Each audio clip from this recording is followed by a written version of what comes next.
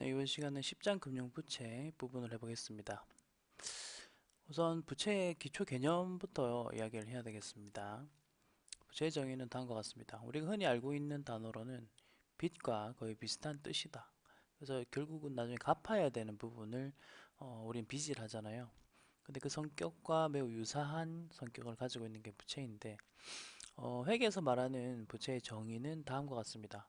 우선 과거, 현재, 미래로 이렇게 설명을 할 수 있는 부분이 있고요. 과거의 사건에 의해서 발생했고 현재 우리가 지고 있는 의무인 것인데 미래에는 경제적 효익을 갖는 자원의 유출이 가장 큰 키워드라고 보시면 돼요. 결국은 미래에 과거의 사건에 의해서 발생한 사건으로 인해서 미래에 우리 자원이 유출되는 것이다. 빚이라는 것도 결국은 나중에 돈을 갚아야 되기 때문에 우리 돈이 유출이 되는 거잖아요. 그렇기 때문에 회계에서는 대표적으로 부채를 이야기할 때 과거, 현재, 미래 이런 관점으로 이야기를 하게 됩니다. 자, 그리고 여기서 이제 또 의무라는 단어가 나와서 이 의무가 무엇이냐라고 한다면 회계에서는 이제 법률이나 규정에 의해서 당연히 무조건 해야 되는 부담이 되는 구속적인 뭐 그런 걸 뜻하는 것이고 그다음에 경제적 효익의 자원 유출이라는 거는 가장 뭐 대표적으로 현금이죠. 현금이 나가는 거, 현금이 나가는 거 이게 이제 부채가 되는 겁니다. 자, 그럼 재무상태표의 구성 요소 중 하나인 부채를 인식을 어떻게, 언제 할 것이며 측정은 어떻게 하는 것이냐에 대한 규정이 있겠죠. 그게 이제 회계 기준에 있습니다. 우선은 인식 요건에 보시면 일단 부채 정의가 맞아야 되고 그리고 인식 기준을 충족해야 된다 하면서 인식 기준이 회계 기준에 나옵니다. 그래서 인식 기준을 보시면은 의무의 이행을 함으로써 경제적 효익을 찾는 자원, 돈의 유출 가능성이 높다가 될 것이고요. 그리고 그 돈을 얼마인지 측정할 수 있어야 됩니다. 그렇게 해야지만 우리 장부에다가 부채 그 계정 과목을 인식을 할 수가 있는 거죠. 자, 그래서 이 금액을 측정함에 있어서 측정하는 기준은 뭐 역사적 현금 수치액, 현행 원가, 이행가치, 현재가치와 같은 우리가 지금까지 자산 인식할 때와 마찬가지죠. 자산도 신뢰성 있게 측정할 수 있어야 됐다 했잖아요. 그때 우리가 사용했었던 그러한 기준을 통해서 부채도 금액을 측정하는 것입니다. 자, 그럼 부채를 또 여러 가지로 분류를 할 수가 있는데 이제 분류 관점에 따라서 내용이 나옵니다. 가장 대표적인 것으로는 유동부채와 비유동부채가 있죠. 우선 뭐 유동부채, 비유동부채는 기본적으로 1년이 가장 대표적인 키워드입니다. 1년 이내에 갚아야 된다면 유동부채가 될 것이고 1년 이후에 갚아야 된다면 비유동부채가 됩니다. 자, 근데 이 유동이라는 말은 있을 유자에다가 그 다음에 움직일 동이잖아요. 그래서 이 움직임의 성질을 유동성이라고 하는데 움직임의 성격이 높을수록 유동부채다. 그러니까 1년 안에 갚아야 된다라는 그러한 기준을 잡고 있는 거고요. 그리고 움직임의 속도가 움직임의 크기가 작다면 비유동이다. 천천히 갚아도 되니까 그래서 비유동부채라는 이름을 잡는 겁니다. 자, 그래서 1년이 대표적이긴 한데 무조건 1년이다 라는 그런 표현을 쓴다면 틀린 말이 됩니다. 왜냐하면 정상영업주기라는 표현도 있어요. 이거는 보통의 기업은 1년에 한 번씩 결산을 하지만 일부 특정 기업의 경우에는 뭐 6개월에 할 수도 있기 때문에 이제 그런 기업에서는 1년이라는 기준을 쓰면 안 되겠죠. 그래서 거기서는 정상영업주기라는 표현을 쓰는 것입니다. 자, 그래서 아래쪽에 이제 예시로 해서 유동부채로 분류하는 경우는 무엇인가라고 되어 있는데요. 결국은 전부 다 1년 이내인 것들을 이렇게 문장으로 설명을 하고 있습니다. 그리고 유동부채에 보통 들어가게 되는 항목들을 보면 매입 채무부터 해서 단기 차입금, 유동성 장기 부채, 뭐 미지급이 들어가는 것도 있는데 여기서 우선 단기라는 단어를 한번 보시면요. 단기의 반대말은 장기입니다. 장기. 이 단기라는 단어와 장기라는 단어도 우리가 유동, 비유동을 구분할 때처럼 1년 이내에 갚아야 되는 차입금이면 단기 차입금이라고 하는 것이고 그 다음에 1년 이후에 갚아도 되는 것이라면 장기 차입금이라는 표현을 쓴다라고 같이 세트로 기억을 하시면 좋겠고요. 자, 그다음 유동성 장기부채라는 게 있는데 우선은 요거는 원래는 장기부채, 그러니까 1년 이후에 갚아야 되는 부채였습니다만 시간이 지날수록 만기 날짜가 다가올수록 어느덧 1년 이내에 갚아야 되는 부채가 되겠죠. 그때 장기부채였던 것을 유동성 장기부채라는 이름으로 바꾸어서 이제 1년 안에 갚아야 되는 원래는 장기부채였던 것입니다. 라고 표현을 하시면 됩니다. 자, 그래서 이런 계정 과목을 구분할 때는 보통 키워드 보시면서 어, 기억을 하시라고 말씀을 드리는데 유동성 장기부채의 경우에는 유동이라는 키워드도 있고 장기라는 키워드도 있다 보니까 이제 학생들이 많이 헷갈립니다. 그래서 이럴 때는 이제 암기하는 방법이 뭐냐면 우리의 이름의 성과 이름이 있잖아요. 그리고 특히 성의 경우에는 우리의 뿌리를 알 수 있죠. 그래서 우리의 원래 성질이라고 할 수 있죠. 뿌리를 알 수 있는 건데 계정 과목도 성이 있고 이름이 있다라고 한번 생각해 보십시오. 그럼 유동성 여기 바로 이제 패밀리 네임 성이 되는 것이고 장기부채는 이름이 되겠죠. 그래서 여러분들이 기억하실 때는 아 얘는 성이 유동성이니까 유동부채의 소속이 되겠구나 뭐 이런 식으로 암기하셔도 됩니다. 그 이외에 미지급이라는 글자가 들어가는 계정 과목들도 단기 유동부채로 분류가 됩니다. 자, 근데 이쯤에서 이제 좀 기억을 한번 같이 해볼 게 있는데요. 뭐냐면 재무상태표를 그렸다라는 가정하에 계정 과목 중에서 선급, 선수, 미수, 미지급 이런 말이 들어가는 계정들이 있잖아요. 그렇죠? 그 이외에도 가시급금도 있고 가수금도 있고 그리고 예수금도 있죠. 그래서 좀 암기하기 편하게 하는 방법을 하나 알려드리겠습니다. 먼저 급수를 기억하십시오. 급수 이렇게 기억하시고 보통 급자가 들어가는 계정 과목들은 대부분 자산입니다. 그래서 선급이 이렇게 들어가는 계정 과목이 있죠. 선급 그리고 금이 있고요. 그 다음에 비용이 있습니다. 다 자산이고요. 그럼 반대로 선수가 있겠죠. 선수. 이건 선수금이 있고요. 그 다음에 수익이 있습니다. 그리고 가시급금이 있고요. 그 다음 가수금이 있죠. 이것도 방금 말씀드린 논리대로 급자가 들어가면 차변, 숫자가 들어가면 대변입니다. 예수금도 있죠. 이것도 숫자가 들어가죠. 그래서 대변, 부채입니다. 근데 이제 나머지 미수와 미지급이 좀 다르게 움직이죠. 미수, 미지급. 얘도 이제 금, 그 다음에 미수 수익이 있고요. 그 다음에 미지급 비용, 그 다음에 미지급 금부터 써야 되는데 미지급 금이 있고 미지급 비용이 있습니다. 이런 식으로 하고 그 다음에 이제 암기하는 요령 하나 알려드릴게요. 항상 뭐 공부할 때는 요령을 가지고 공부하시는 게 좋으니까 우선 첫 번째 제가 원리를 하나 알려드렸어요. 급수가 들어가면 급은 차변, 수는 보통은 대변이다. 하지만 미지급과 미수는 반대로 움직이잖아요. 그래서 앞에 미자로 시작되죠. 이걸 이제 미쳐서 반대로 움직인다. 이런 식으로 기억을 하시면 되고요. 그 다음에 한 가지 더 또 요령을 알려드릴게. 여기 선급 뒤에 비용이 들어가거나 선수 뒤에 수익이 들어가거나 미수 뒤에 수익이 들어가거나 미지급 뒤에 비용이 들어가거나 하는 게 있죠. 요거는 선급 수익이라는 거 없고요. 그 다음에 선수 비용이라는 말도 없습니다. 그 다음 미수 비용, 미지급 수익 이런 말 다 틀린 말이에요. 자, 우리 계정 과목의 이름을 처음에 좀 외우기가 힘들어 하시는데 외우는 방법은 선급 비읍으로 끝나죠. 비용, 비읍으로 시작되죠. 그 다음 선수, 수로 끝나죠. 그 다음 수익, 수로 시작되죠. 미수, 수로 끝나죠. 수익, 수로 시작되죠. 미지급, 비읍으로 끝나고 비용, 비읍으로 끝납니다. 시작됩니다. 이거 그냥 요령입니다. 이런 식으로 암기하시면 좀 편하게 암기하실 수 있겠습니다.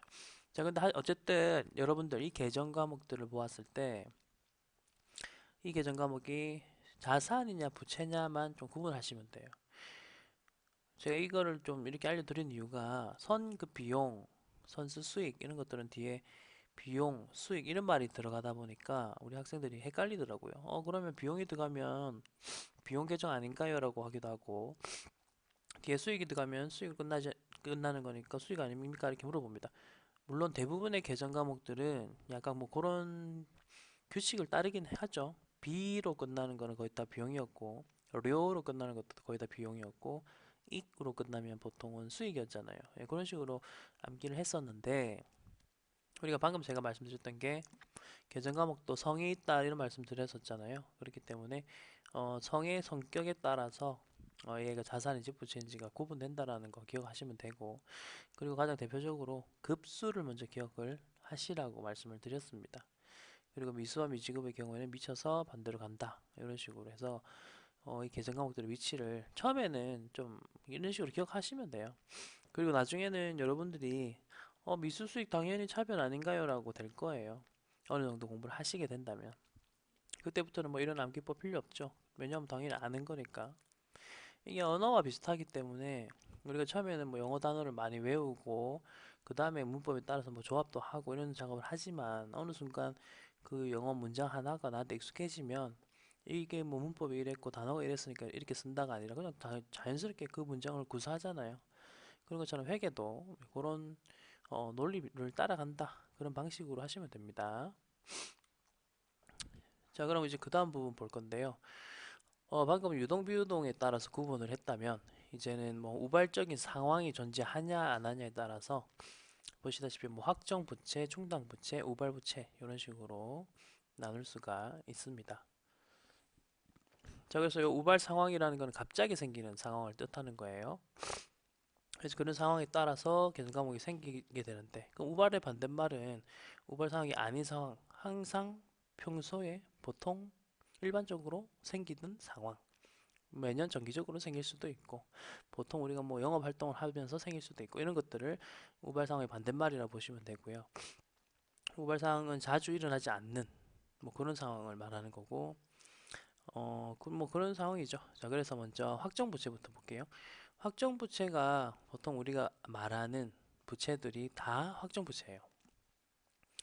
일반적으로 우리가 말하는 뭐 매입 채무라든지 뭐 이런 것들은 다 확정 부채입니다. 그래서 보시다시피 부채가 존재, 금액 이렇게 확실하다면, 확정하다면 이거는 확정 부채다라는 표현을 써서 이야기를 하고, 그 다음에 지급 시기도 확정되어 있거나 비교적 정확하게 할 수 있는 것들, 이런 것들이 이제 확정 부채라는 표현을 쓰면 되겠고요.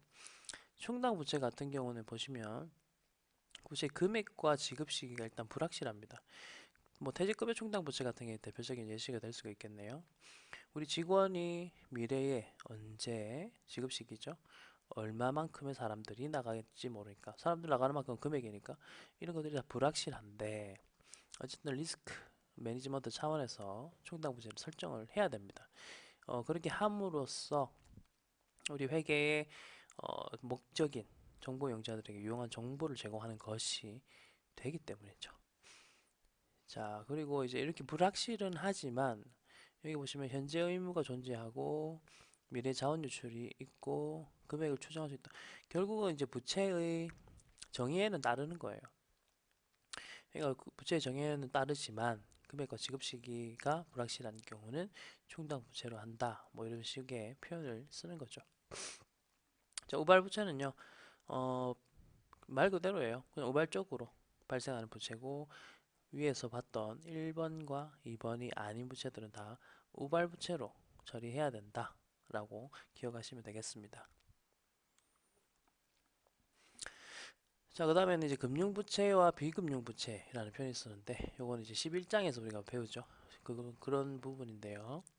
우선 금융부채부터 보시면, 금융자산이 연관이 일단 되어 있어야 돼요. 기본적으로. 금융자산이 연관되어 있어야 되고, 금융자산, 물건들이 관련이 되어 있음으로써, 이것들을 교환함으로써 발생되는 거고, 예시를 보시면 좀 이해가 될 거예요. 매입채무, 단기차입금, 미지급금, 미지급비용, 뭐 이런 것들을 우리는 이제 금융부채라는 표현을 쓸 수 있고, 그 다음에 비금융부채는 위에서 말했던 금융부채 요건을 충족하지 못한다.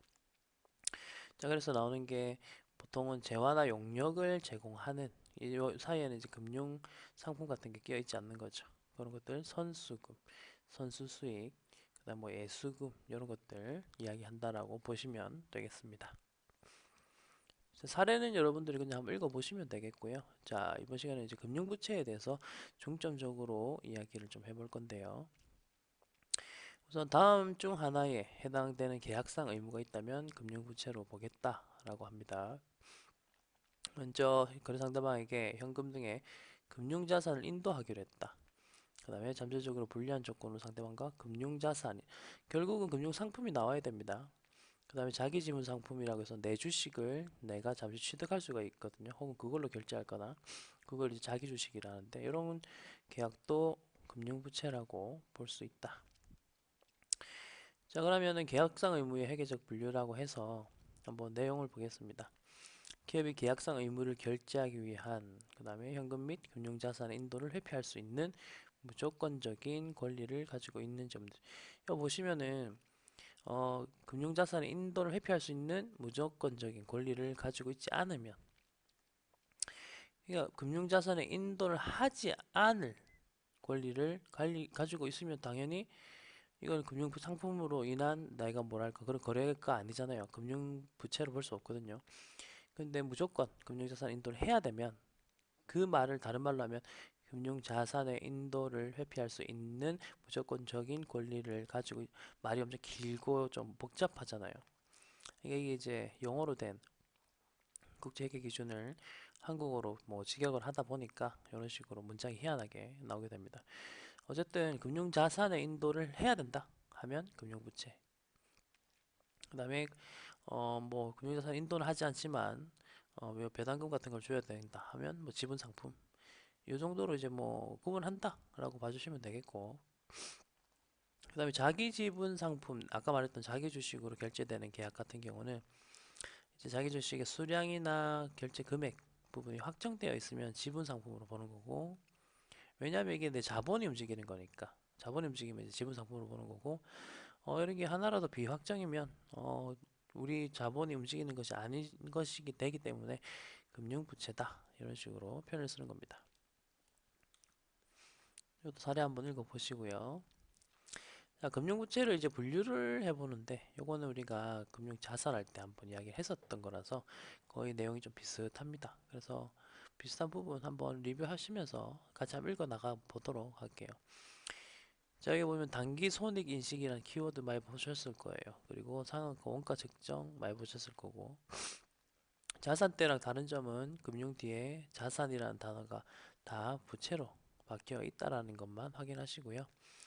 그래서 뭐 단기 손익인식 금융부채는 단기 매매 목적으로 보유하는 금융부채. 이게 결국은 우리가 단기 매매 목적으로 보유하는 하는 금융자산일 때는 우리가 단기 손익인식 자산 이렇게 잡았잖아요. 이게 뭐냐면 그 금융자산을 취득하는 사람 있잖아요. 그 사람 입장에서는 자산이 되는 거고, 그거를 발행한 사람 입장에서는 부채라고 잡는 것이 맞잖아요. 그렇기 때문에 이런 식의 반대가 되는 단어들이 나오는 겁니다. 그 아래쪽 내용들을 한번 읽어보시고요. 내용들은 거의 비슷하니까. 사업고 원가 측정 금융부채의 경우에는 단기손익인식 금융부채로 분류되지 않는 금융부채를 말한다. 이렇게 식으로 보시면 되고, 여기서는 기타 포괄손익 인식은 없죠. 없군요. 일단 없다라고 한번 보시고 넘어가겠습니다. 자, 그럼 금융부채를 측정할 때는 최초에 어떻게 측정해야 되냐? 최초에 이제 내가 금융자산을 발행해서 상대방에게 줄 때, 그럼 나는 이제 부채로 잡는데, 그때 금액을 어떤 식으로 잡아야 되느냐에 대한 문제가 발생하겠죠. 자, 그래서 그때 나오는 말이 바로 측정 기준을 공정가치로 하라. 그 다음에 거래원가가 만약에 발생한다면 공정가치에서 빼라. 이건 자산일 경우에는 가산이라는 표현을 썼었는데, 여기는 반대로 이제 차감이 되는 겁니다. 자, 근데 단기손익인식 우리가 금융자산 할 때 기억나시나요? 그때도 우리가 거래원가 같은 경우는 단기 비용으로 인식했었잖아요. 요거는 단기 손익인식 금융부채의 경우에도 그냥 비용으로 처리합니다. 이유는 뭐 비슷하고. 자, 그럼 이것과 관련된 그러한 상품과 관련된 활성 시장이 만약에 존재한다면 공시가격, 시장에 있는 가격으로 하시면 되고, 시장이 없을 때는 우리가 평가 기법이라는 것을 사용을 해서 그 금액을 측정한다라고 이야기를 했었습니다. 자, 이것도 후속 측정이라고 해서 기말이나 뭐 특수한 상황이 발생한다면 계속 그 금액이 얼마인지 다시 측정을 해야 되는데, 각각의 부채에 따라서 삼각 그 원가 측정 금융부채, 공정가치부채, 요거에 따라서 후속 측정하는 방식이 다릅니다. 상각 그 원가 측정 같은 경우는 우리가 했던 것처럼 유효이자율법을 사용해서 삼각 그 원가로 해서 삼각을 해 나가는 거고, 공정가치 측정 금융부채는 이렇게 공정가치로 다시 평가를 하시면 되겠죠. 자, 이게 항상 나오는 거죠. 맨 처음에 취득, 그 다음에 후속 측정, 그 다음은 이제 제거입니다. 항상 이렇게 제거가 나오는 건데, 금융부채의 전부나 일부가 소멸한 경우, 뭐 이거는 팔았거나 아니면 그 부채를 갚았거나 뭐 여러 가지가 있겠죠. 이건 판단한 표현을 안 맞겠네요, 부채니까. 그래서 내용을 한번 읽어보면, 계약을 이행하고 내가 이제 부채를 가지고 있지만 계약 이행을 하면 그 부채를 없애주는 조건, 혹은 계약이 취소되면서 없어질 수도 있고, 계약 만료가 되면서 없어질 수도 있을 겁니다. 자, 그다음에 차환이라는 말은, 차는 이제 차입이고 환은 이제 돌리다는 뜻인데, 기존의 차입자와 대여자, 이건 돈을 빌린 사람과 빌려준 사람과 빌려받은 사람이 있겠죠. 자, 그래서 그 사람들이 서로 다른 조건으로 채무 상품을 교환한 경우에도 뭐 제거가 된다, 이런 표현을 쓰고 있고, 이건 내가 돈을 빌려온 차입자예요. 차입자고, 돈을 빌려준 사람에게 다른 조건으로 채무 상품을 교환하면 내가 이제 갚아야 되겠다라고 했었던 그 금융부채를 없애주는 거죠. 예, 없애주는 거로 보시면 되고, 자, 그다음 조건이 이제 변경이 된다면, 실질적인 조건 변경이 되는 경우에도 제거를 할 수가 있다. 자, 그 다음에 내가 이제 어쨌든 이 금융부채를 제거하면 장부 금액이 제거가 되고요. 그 다음에 지급대가 내가 준 돈이 되겠죠. 그럼 그 사이에 차익이 발생할 수 있는데, 뭐 내가 그 금액을 좀 더 이득을 보고 갚았다면 이익이 되는 것이고, 내가 좀 손실을 보고 그걸 다 갚았다면 손실이 되겠죠. 그래서 이제 단기 손익으로 처리한다라고 되는데, 결국은 이제 비용이나 수익 계정으로 처리해라, 뭐 이런 식으로 보시면 되겠습니다. 자, 그다음에 금융부채 일부를 재매입하는 뭐 그런 상황인데, 여기서 예시로 우리가 사채가 있었는데 조금 빨리 갚았을 경우, 그걸 말하는 거고요. 그때는 계속 인식해야 되는 부분과 이제 제거를 해야 되는 부분을 공정가치를 기준으로 해서 다 배분을 해서 나누어서 계산을 한다라는 표현을 쓰는 겁니다. 자, 그럼 우리 기업에 금융자산이 있고 금융부채가 있을 수 있겠죠. 그럼 이 두 개를 상계 처리, 네팅 시켜서 서로 없애줄 수가 있느냐인데, 일단 원칙부터 기억하십시오. 원칙적으로는 금융자산과 금융부채는 상계를 하면 안 돼요. 자, 근데 또 예외가 항상 나오죠. 예외가 이제 보통 시험에 나오는데, 상계 가능 조건으로 서로가 계약을 했다면, 여기 보시다시피 법적으로 상계 권리를 보유하고 있다면, 그 다음에 순액으로 결제하거나 자산 실현과 동시에 부채로 결제 동시에 하는 거죠. 동시에 하는 의도가 있다면 가능하다. 요것도 이제 문장으로 한번 기억을 하시기 바랍니다.